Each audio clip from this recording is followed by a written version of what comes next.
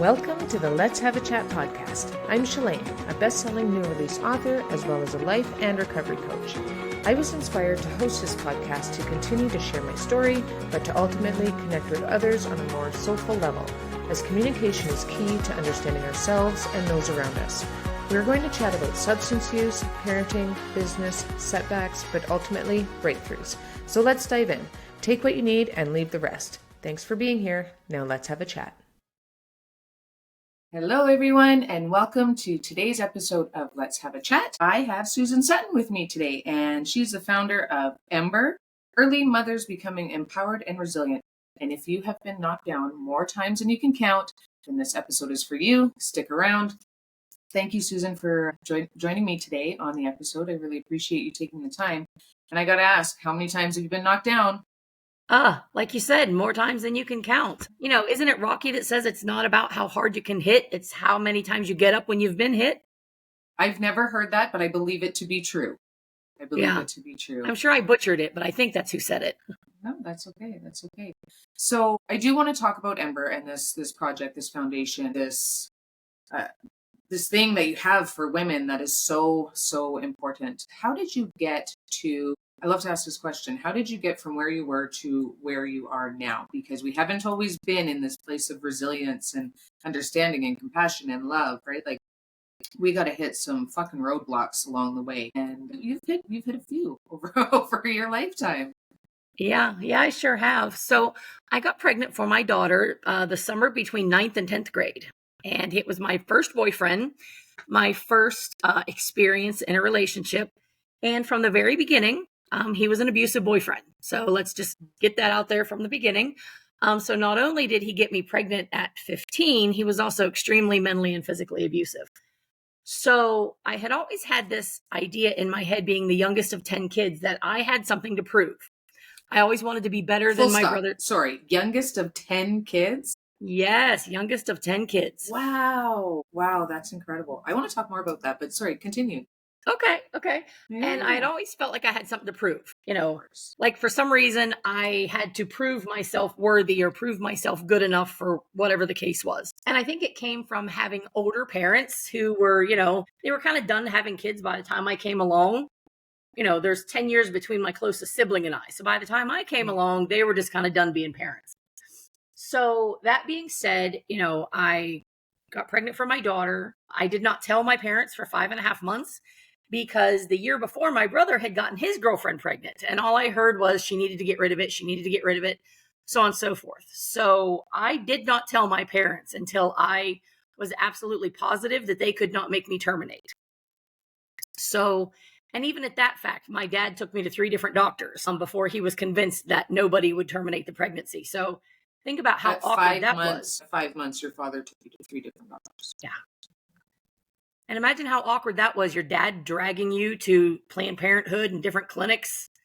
I mean, that's just gross. But anyway, so... It is gross. It is what it is. It's gross, yeah. Yeah, it's gross. Call a spade, right? And the fact that my mother didn't step in, and anyway, we don't have to go there. But we can unpack it all right here. Let's go. So I came back to school, and I was different from most of the teen moms that had been in school. I didn't party. I didn't drink. I didn't smoke. I was a straight A student. I had only ever been with one boy, and I just happened to get pregnant. So I didn't quite fit in anywhere. So I kind of had to make my own way. Like I said, I'd always been very smart. So when we would get term papers and other papers assigned, I would write 3, 4, maybe even 5 of them, keep the best one for myself and sell the other ones. You know, so I've kind of always been an entrepreneur from a very, very young age.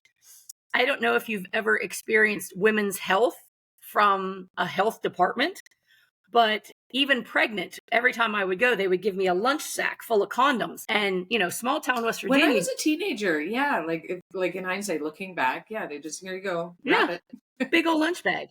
Well, in small town West Virginia, you just couldn't go buy condoms because the pharmacist knew your parents and he would call your parents. So not only was I selling papers. So no patient confidentiality there. Heck no, not in small town West Virginia. Okay. So, I mean, imagine this. In the 90s, I was selling condoms at $5 a piece. So again, whatever I had to do to get by, because I was determined that I was not going to be on welfare. I was not going to live in a crappy little trailer like everybody told me I was going to. Because you had a baby at a young age. Yes. Yeah. By this time, Your life was over. Your life was over according to everybody else. Yes. Yeah. And you made your bed, lay in it. And let's see, what else did I hear? You've ruined your life. How could you have done this? I thought you were smart.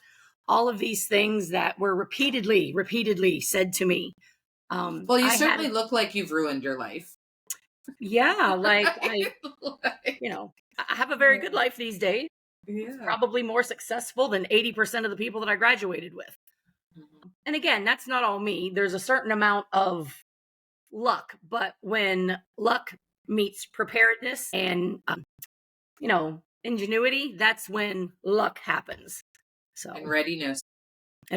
Exactly. And hard work. I've worked my butt off, but I put myself through college. So I graduated from college and I still had this idea of, I'm going to show you. I'm going to show everybody.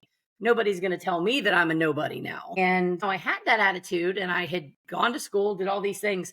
But the fact was my self-esteem was completely ruined. I had heard all of the terrible things said to me. I had this boyfriend that would mentally abuse me, physically abuse me. So by the time I got out of college, I had come to my senses at least and was no longer with my daughter's father. He was a thing of the past, but I still could not pick a decent guy to save my soul. So I got married for the first time at 22. We were married for about 9 months when I found out he was abusing my daughter while I was at work. So again, we start over from scratch. I left with, our clothes. That was it. And I started over again. I always felt bad. My daughter spent a tremendous amount of time with babysitters, but that was because I was working and doing overtime and anything I could do just to take care of us because I didn't want us to have less.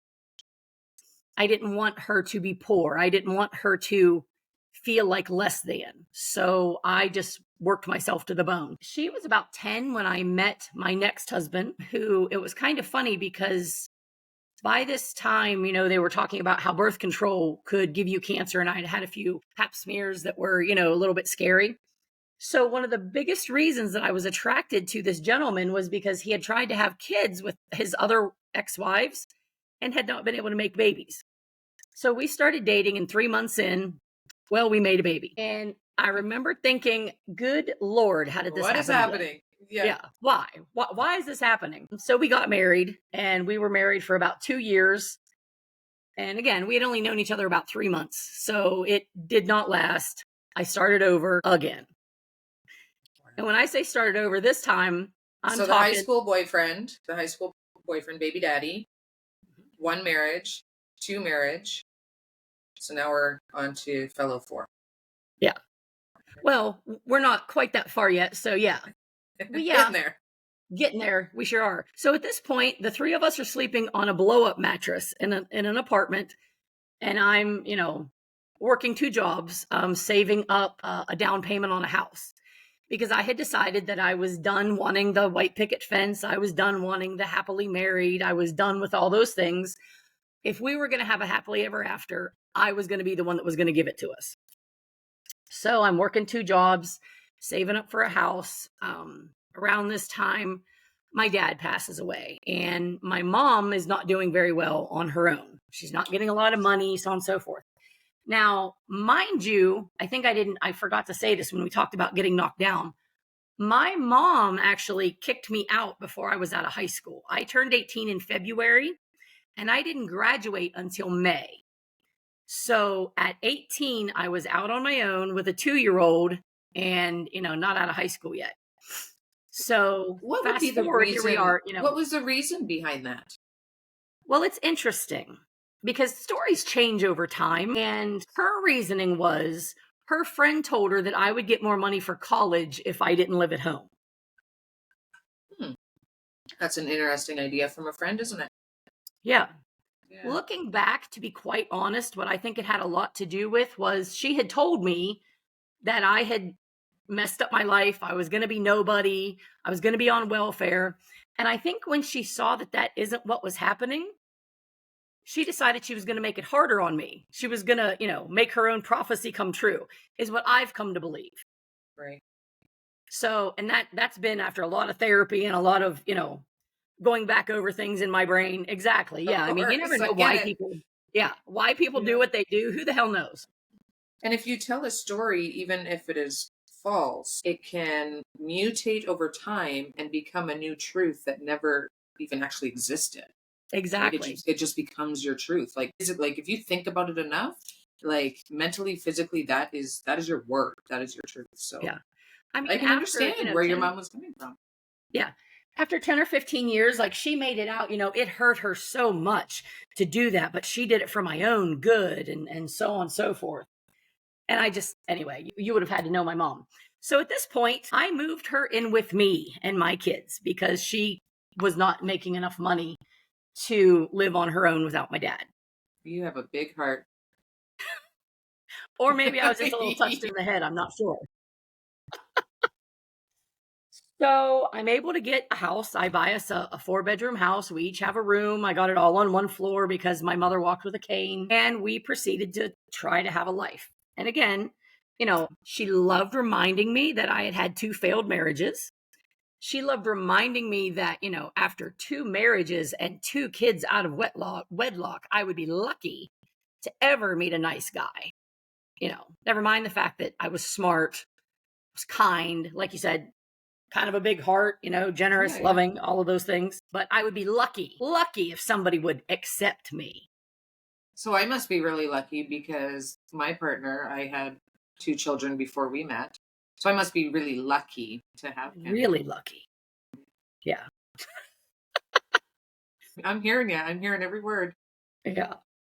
So by this time, I meet another fella, and he seems perfect. He was a saxophone player, and I was singing in the church band, and they accepted him into the church band, and we were having fun, making music. My mom didn't like him, but my mom didn't really like anybody. But anyway, so we get married. And literally within a couple of months of getting married, he gets this weird limp, and it progresses very quickly. Lo and behold, we find out that husband number 3 had what is called adrenoleukodystrophy disorder. Of course. Which is a very long name for his body could not metabolize fat. So it was collecting on his brain. And it was literally changing his behavior. So within a couple of months of my 3rd marriage, he is... And was your relationship good with him? Like, you're like, yeah, I got it this time. Yeah. Yeah, I was all in. I was going to take care of him. Whatever happened, I was prepared and going to take care of him because, this was going to be my happily ever after. And within a few months, he was urinating in bottles and hiding them around the house. He would take food and hide it around the house, and I wouldn't realize it until there was a funny smell. He'd have to be on like diet control to... Exactly. Yeah. So yeah, he was on a no-fat diet. So he would go to Burger King and get burgers and then hide them from me around the house. It was the craziest thing. And then again, this is brain damage. This is not his fault, but he's shoplifting and he gets arrested. And I'm like, oh my God. So here we are. We had only been married at this point 4 or 5 months, and he gets arrested. And I was so upset because my son's dad starts talking about it being an unsafe environment for our son and this and that and the other. And I didn't know what to do. I felt like I just couldn't catch a break. No matter what I did, nothing ever worked out right. And of course, my mother is, every day. Well, this is what you deserve. I don't know what you thought was going to happen. Always in my ear. Did you feel at that time like, why me or why not me? Absolutely. Right? Like, did you feel like, why me? Okay. Yeah. I'm trying so hard to do everything right. I'm trying so hard to build a life that I can be proud of, that my kids can be proud of. And I just can't catch a break. And I just, when he started threatening, taking me back and suing me for custody of Hayden, that's when I started thinking that maybe I couldn't handle this situation. So I talked to his parents, and he was Your basically husband's parents. The husband's parents, yes. Okay. Yeah. And we basically put him into a nursing home because, again, he had become incontinent. He was doing all these crazy things. He had been arrested, all of this crazy stuff. And so we put him in a nursing home, and I started dissolution proceedings for that marriage. Less than a year, he was gone. He passed away and he was gone. And at that point, I was like, okay, back to making my own life, back to, I'm going to do this. I'm not going to have a husband. For whatever reason, I'm not meant to have a husband. I tried. I've given it a solid effort. I exactly. promise. 3 strikes. And I showed was up. Out. I was showed done. Up. Yes. Yeah. And, my daughter's starting college, and I'm like, hey, I've scrimped and saved. My daughter's going to college. This is one of my first big goal was to have us a house. My second big goal was to put my children through college. And so my daughter was entering college, and I was working, doing decent. I mean, we definitely weren't setting the world on fire, but our bills were paid and had a little bit in savings, and I was able to help Corinne go to school.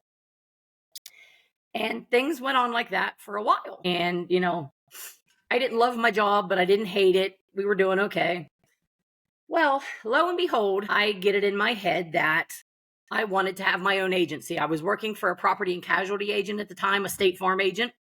And I decided that I wanted to have my own agency because, I was doing all this work. I was qualifying her for trips and awards and this and that and the other and making like $15 an hour. So I get it in my head that I wanted to have my own agency, and I take the agency aptitude exam.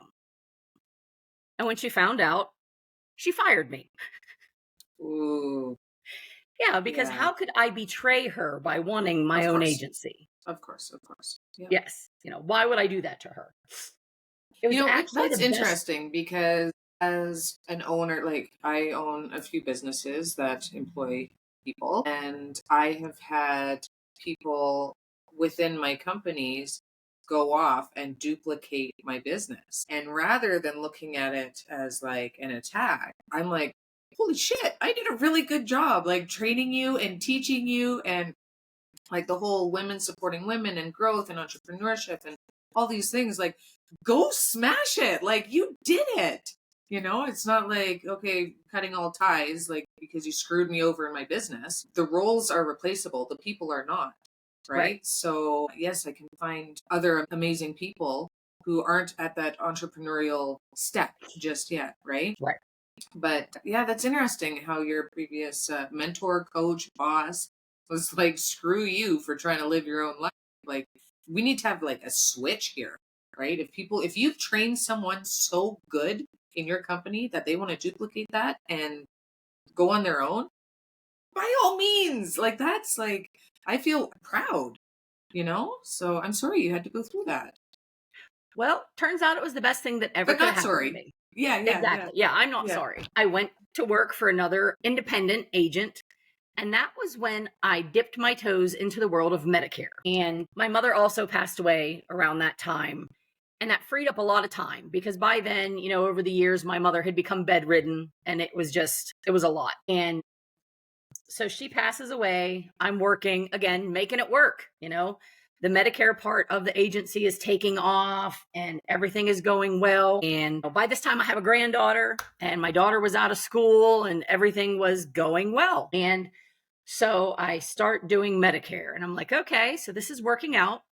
And I was offered a job to go work for Aetna. And the thought of having a steady paycheck again was attractive. The thought of having, company benefits, life insurance, health insurance, all these things would be nice because, again, my son was now getting close to going to college, and I thought this could be a really good step for me. So that's what I did. And within a year, I was their #1 rep in all of Ohio. Everything was going great. And I was on what they called the management track, which meant, I was being groomed for promotions in the future. And then my boss left, and he went to a company called Devoted. And I'm like, dude, what are you doing? This isn't the plan. You were going to get promoted, and then I was going to get promoted, and we were going to run Aetna, us. And he's like, well, maybe you should come with me to Devoted. So I did. And that's when my career really took off. I went from making like $60,000 a year to making like 130,000 a year. And his huge. went up and up and exactly for you're going to be nobody, you're going to be on welfare, you've wasted your life and you're going to be trash. Yeah. So here I am, I'm making six figures and I'm going, holy shit, I have arrived. I am doing so good, Look at me, Mom. Look at me now. Exactly. And it was almost like in the back of my mind, I often thought that if she was still alive, I don't know that I would have done any of it because she always convinced me that I couldn't. She convinced me that I wasn't worthy of those things. So, we're doing good. Or if she saw that, it probably, just from my own experience, if she did see that, it still wouldn't be enough. Oh, exactly. So around this time, COVID happened and, college was changing. And most of my son's classes, even though now, they were back in class, but like out of 4 or 5 classes, they would all be online but one. So Hayden moved home because there was no point in paying for a dorm when 4 out of 5 classes were online. Just didn't make sense. So he moved home in August, and then my daughter and her daughter move in with me in November. So here we are back to having a house full of people. And I was like, this is a lot because I had to work from home. I worked remote. This is a lot. He moved home in August. She moved home in November. I moved out in February and I signed the house over to my daughter on land contract and got a condo. And it's so funny because I can remember walking around my condo and going, boy, my mom would hate this. She would say I got too big for my britches. And, I never thought this would be my life. I never thought this would be my life. So at Devoted, they have a really good program for therapy and things like that. And I had weight loss surgery. And to get weight loss surgery, you have to have therapy. And that was when I discovered how amazing therapy is. So because I could get ongoing therapy at no cost, I was therapying. Sign me up. Exactly. I was therapying the shit out of my life and figuring out, all these things, unpacking all these things. And I always loved it. My therapist called my mother the angry woman in my attic. We never called her by any name other than the angry woman in my attic. Yeah. And so I did a lot of unpacking, a lot of, putting all these things, unpacking it and trying to come to an understanding of why my life was what it was. And she kept on asking me to write my own obituary. Ugh. Yeah, and I just didn't dig it. I was like, no, I'm not going to do that. I said, what am I going to say? I work a lot and my kids like me. Yeah. I'm a pretty good grandma. What am I going to say? And my boss, who now I've had this boss whom I adored for years, he was my boss at Aetna. He was my boss at Devoted. He died. And, between my therapist telling me I needed to write my obituary and him passing away, I was really thrown for a loop. And I really started thinking about what kind of a legacy I was going to leave. You always see that thing, what do you want your gravestone to say? She had a lot of stuff. She had nice shoes. Yeah, exactly. So I started thinking, what do I have to offer this world? I need to be more than just my title at work. I need to be more than just a workaholic that showed everybody she wasn't trash. And that's how the Ember Project came along. Because I started thinking, what can I do? What can I do? What can I do? And people would say, well, if you ever won the lottery, what would you do? Well, I would do something for teen mothers. So I'm not trying to say that I've won the lottery because I haven't. I live very comfortably. You haven't yet. But I don't play. You haven't so yet. It's highly doubtful. It's highly doubtful. Well, you may find a lottery ticket on the ground, right? You never know. You haven't won it yet. It could happen. Oddly enough, side note for a moment, the woman that cleans for me, or cleaned for me, won $500,000 on a lottery ticket, and now I have to find a new cleaning lady. That's incredible. Yay for your cleaning lady. Exactly. I love that for her. so damn happy for her. I'm not even mad that I got to find a new one. I'm just so happy. I love that for her. That's Me too. incredible. What a feel-good But story. it was just funny because, I don't play the lottery, but she did and won. So, and I started thinking about what could I do? What could I do? And I started thinking about when I got pregnant for my daughter, what would have made it better? What would have changed the trajectory so it didn't take me 30 years to have a really good job and be in a really good place in life? And what I decided would have changed things is just if somebody had encouraged me instead of beating me down. if somebody had said, hey, you can do it, you got this, you're a smart girl, you obviously have an entrepreneurial spirit, you know, let's see how we can explore that instead of talking about all the reasons that you're Why not going to not? make it. Yeah. Right. Yeah. And that's where the Ember Project came from. What does Ember stand for? Early mothers becoming empowered and resilient. One of our main functions right now, and we're just in the beginning stages, is we match these young women up with mentors. So, for instance, if the young woman wants to be a nurse, we will find her a nurse that is a successful nurse that was also a teen mother. And we will match them up for, So mentoring. is that a prerequisite to be a part of Ember? And to counsel or coach or be a sponsor, I don't know what the right term is, to these young women, you had to have been a teen mom yourself?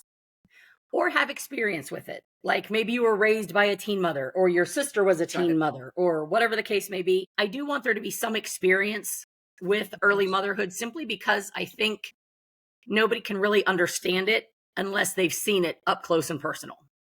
And I can appreciate that because I had a career of drinking for over 20 years and started like at the tail end of it. I was like, hey, we need therapy, couples therapy. We were doing all the things. And from my knowledge and my understanding, my therapist, like, it was talk therapy, right? Like, I love her. She's amazing. I'm not putting her down by any means, but she wasn't an alcoholic. She never had a problem with drinking, right? So any work that we did, or like, it was all based off of textbook, not empathetic real life experience, right? And what has helped me in my journey through sobriety is sober people need sober people. And especially like the Annie Grace. Annie Grace is an author of This Naked Mind. When I had started my journey, I was tuned into her audiobook. I was listening to a sobriety podcasts and other sobriety books and like meditations and all these things. I needed to surround myself with people who have been like myself. Right. So I can appreciate that for your foundation. Yeah. Your business. Yeah. The furthest away from teen motherhood that we have involved is she retired from being a school administrator, and she was not a teen mother. She was not raised by a teen mother. She didn't have it in her family, but she saw firsthand how it affected their education and what kind of struggles it gave them, education wise and so on. That's the furthest removed person that we have involved. And she is really good at helping them find scholarships, job coaching, interview, role playing, things like that. But yeah, I mean, that's the furthest removed from teen motherhood that we have that helps with the project. But I have so many questions here. All right. Well, unless you have to add to that, I'm just gonna like pick a question, and we're gonna watch the time here. But hopefully we can get them all. So I'm writing notes as we go. How could mothers of teens who are pregnant or young moms be more supportive? What did you want from your mother that she was unable to provide? And I say unable to provide because we only know what we know. We can only do whatever we can do in our own capacity. And I had heard this a few weeks ago, and it's really stuck in my mind that for me, for you, for your mom, for my mom, it is all of our first time being a mother. Yes. On this earth, right? And having some not real. I have a great relationship with my 13-year-old daughter, but I mean, every once in a while we butt heads. And I said to her just a couple of days ago, I'm like, I love you so much. Tell me how I can help. And please remember, this is my first time being a mother of a 13-year-old daughter. Like, we're going through this together, right? So I think for like children to recognize that, and for adults to recognize that too. I don't fucking know it all. We can't know it all. Right. So back to the question, how could mothers be more supportive? What were you looking for in your mom? More than anything else, what I would have wished for is, instead of, the guilt and the judging and the shame and blah, blah, blah, I wish she could have stepped back and taken herself out of the equation, instead of it being about her and about how, it was embarrassing for her and this and that and the other. She could have just stepped back and said, we got this. whatever comes up. Let you have some autonomy. Yeah. Yeah. Yeah. This is my pregnancy. This is my Exactly. child. This is not our child. Yeah. And again, just take her, it was all about you've embarrassed the family. You've done this, you've done that, you've done the other. Just step back. If you can't say something nice, don't say anything at all. Don't say it at all. Yeah. Yeah. Aren't our mothers supposed to teach us that? Yeah. Yeah. So, yeah, if you can't say anything nice, don't say anything at all. If you can't put your arms around me and say, honey, I don't know how we're going to do it, but somehow we're going to make this work, then don't say anything. How does Ember help moms, young teen moms, without a family that is supportive? So take your situation to now times, and this mother finds Ember. How can you guys support her with a We're bringing together an entire community. We're bringing together mental health professionals. We're bringing together job coaches. We're bringing together women who were teen mothers that now are, successful businesswomen and things like that. So we're building a community for them, a community of encouragement and a community of strong women that they can learn from and model after and just have hope. They can look at all these women that are in their circle cheering them on and know that all is not lost, and resources. You're going to be fine.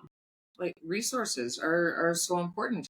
And being a young mom, I don't know, like what, 12 to 17, 18, you're just a baby, like a baby having babies, right? And still going through your own personal growth and like still learning your times tables, right? Like the periodic table of the elements, right?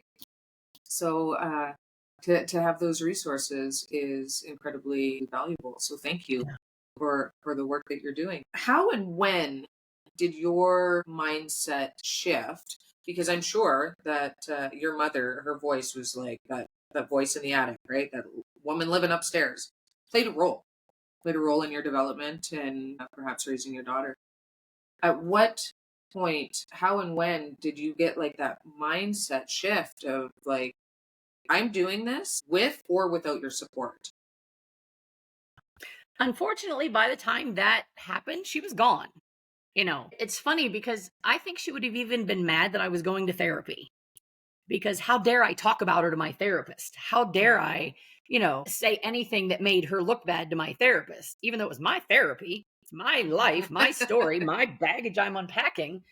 She would have looked at that as a slam against her. And I remember the therapist, asking me, she's like, what do you say to people about being a teen mother? And I'm like, what do you mean? What do I say? I don't tell people that.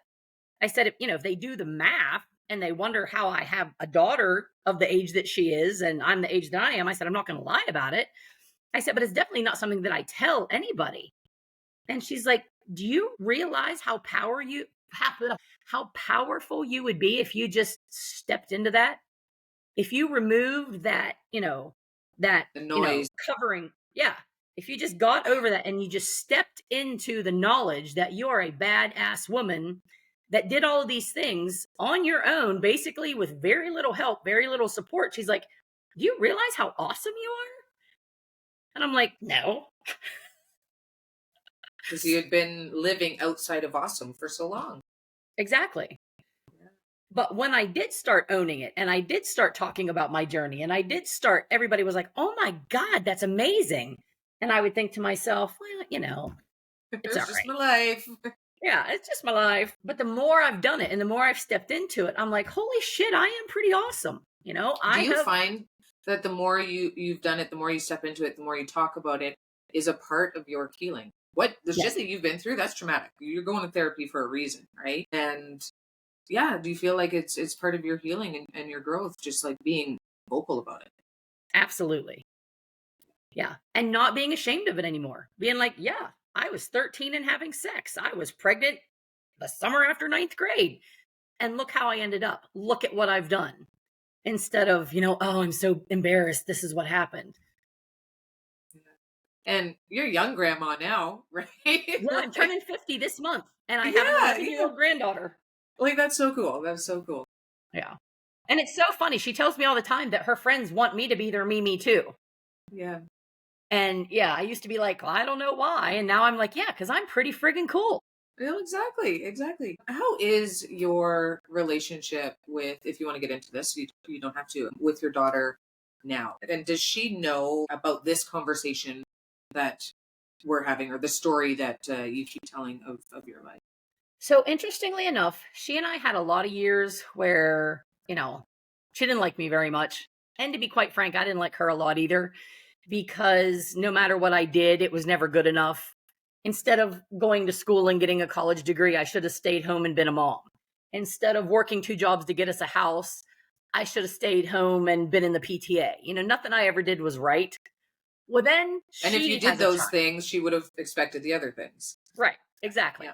But now she has a kid. And, now she realizes that, like you said, it's the first time that she's doing it. And she now has a better perspective on you have to make decisions. You can't have both. Either you stay home and you do the mommy things, or you go work your ass off and provide the financial things. You really can't do both, especially if you're by yourself. So I think it makes her a little bit nervous that I've started the Ember Project because we've talked about it and she does know that, I'm airing the dirty laundry. So when I tell the story, and all of my stories for that matter, I try really hard to focus on my story of it. Like there's so many things I could talk about that basically I put her through because I didn't know what the hell I was doing. I didn't We don't. know, We really don't. and she had a very traumatic childhood and it was 100% my fault. But, we've kind of agreed that I'll focus on my story and telling it. And when she's ready to be a part of it and tell her story, she'll be welcome. I gotta ask. Sorry, I'm chuckling a little bit. Are you ever going to get married again? So interestingly enough, Let me know. I did get married again and I got divorced again. But here's what's funny. We're dating and we're having Okay. a fantastic time. Yes. It's so funny because I see him 2 days a week. That's enough. Exactly. That is enough. And I've even told him, I'm like, dude, if there's a company holiday or something and he's around 3 days, I'm like, you got to go home because I've had enough. But yeah, as long as we kind of stay in this dating thing, we're having a fantastic time. Long story short, we were both very involved in church. And even though we were both in our 40s, premarital sex is still frowned upon. So we got married after only being together for 6 months because I figured, well, I've tried everything else. Maybe if I do it the biblical way, the world won't fuck me again. So didn't work out. We did not like being married. I didn't like having to ask somebody else what to do with my money. I didn't like, somebody making the bed different than I made the bed and griping about the way I made the bed. It was just, I was too independent to welcome a permanent fixture into my life again. Once we figured that out and took all that bullshit out of the equation and just enjoy each other's company, we're fantastic for 2 days. And it's not about him, it's about you. Like, this is what works for me. Right. This has nothing to do with you. And Yeah. for me to be the best me for you, this is how I have to live my life. Exactly. And that's setting a boundary. And it's not a bad boundary. It's just you know you best and how you want to live your life. Exactly. And we went to Myrtle Beach and we actually had to come home a day early because I wanted to throat punch him every time he swallowed. Like, I was just like, we have to go home. I have to get away from you. My husband, he works, he's got seasonal work, and he's in the season right now where he works out of town because it's, I'm trying to look outside, it's minus like 30 Celsius, and we've got snow. So owning a landscaping company, he goes to Vancouver Island, and I think like he was just gone for 2.5, 3 weeks, and he's been home 3 days. And we've both said it. All right, here we go again, right? We have a fantastic long distance relationship. Yeah. But we're so different. We're so independent. We love each other tremendously. But that's just where we are right now. Yeah. Right now. So I get it. You want to throw punch your husband or your boyfriend after 3 days. Aside from therapy, what has helped you in your life? For me, like I said, sober people need sober people. My audiobooks have helped me. Actual physical books. The podcasts have helped me. Writing my own book That was very cathartic and helped me like unravel and unleash and unpack all the shit from all fucking years, right? And it's important, I believe, that if we keep that stuff inside, like it's all energy, we know this. If we keep that stuff inside, that manifests in mental instabilities, in physical ailments, in other addictions. So to really like for me to go back and let my creative juices flow with my book, with my podcast, with my courses, getting back to coaching, and being a life and recovery coach. I was a personal trainer for 15 years, the happiest I've ever been because I was connecting with people, right? Rather, and then I just kind of started staying at home after the workday and drowning myself in wine and just like being in solitude. Right. So like those are things that helped me. I don't even think about booze anymore. Like I don't crave it. I don't want it. And like, quite frankly, like I can't believe I drank so much for so long. Like how was that part of my life? But that had to happen in order for me to get where I am today. Right. Like we know hindsight's 2020. So yeah, what tools aside from therapy, if any, maybe you don't, Oh, helped absolutely. you? Yeah. Find your tribe, find your circle, find your people, and just live life with them. You know, when I started realizing, you know, like I said, I spent my life having something to prove, assuming that everybody assumed that I would fail. And so when I started actually, you know, stepping into my story and stepping into my experiences and finding that people still liked me and still thought I was awesome and still, you know, wanted to be my friend. And again, this sounds so pathetic. I'm 50 years old and I'm like, do you want to be my friend? Yeah. But finding those relationships and finding those people and really having those soul deep connections with people, regardless, they know all of my dirt and they like me anyway. For me, that has been enormous because I always thought that if people knew everything that I had been through and everything that I had done, that they would distance themselves.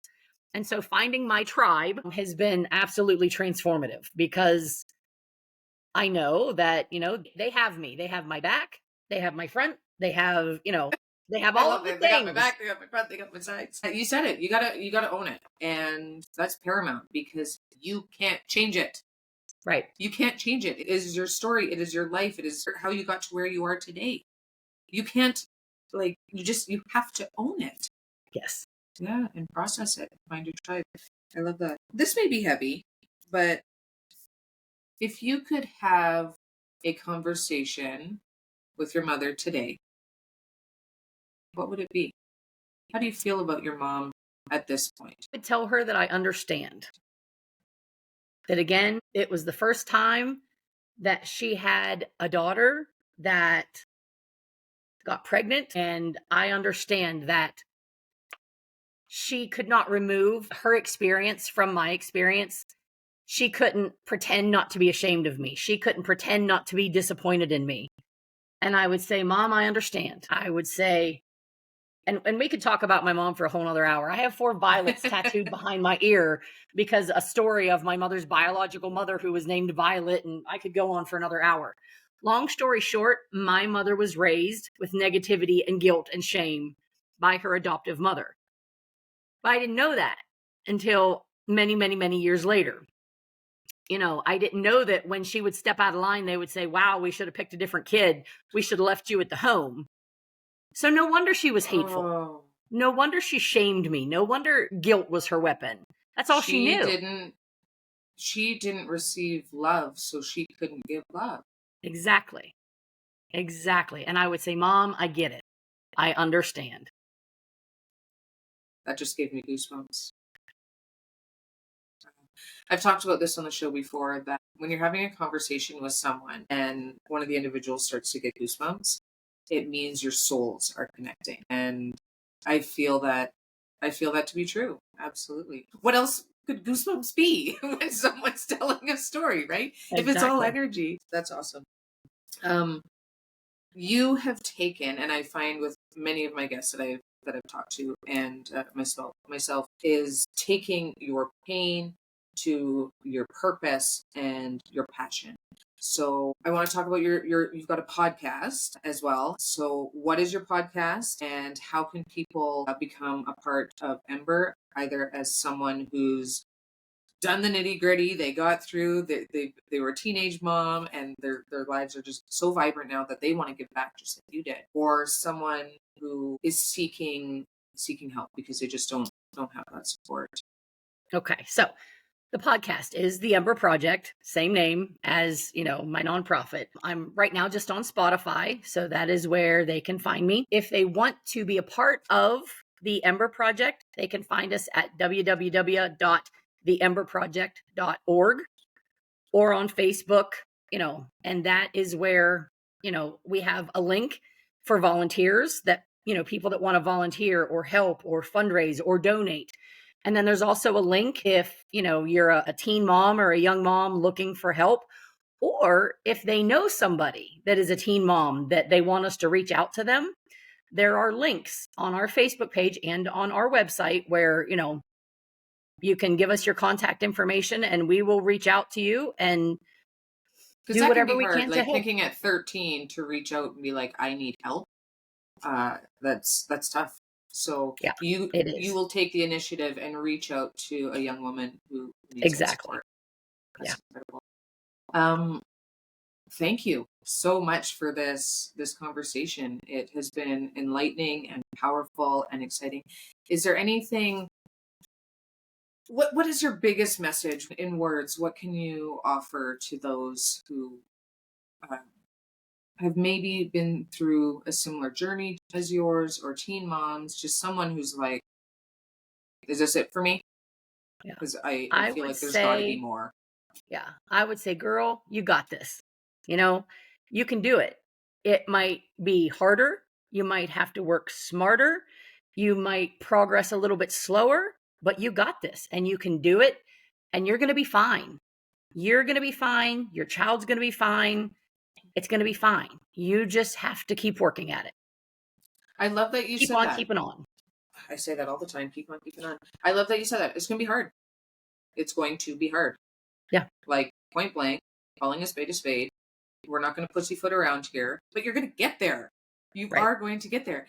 And guess what? When you get there, there's going to be more hard. Mm-hmm. You know what I mean? Like, it's just like, it's not linear. Our lives are not linear. They're not like a calendar, right? That we just made up. So thank you, Susan.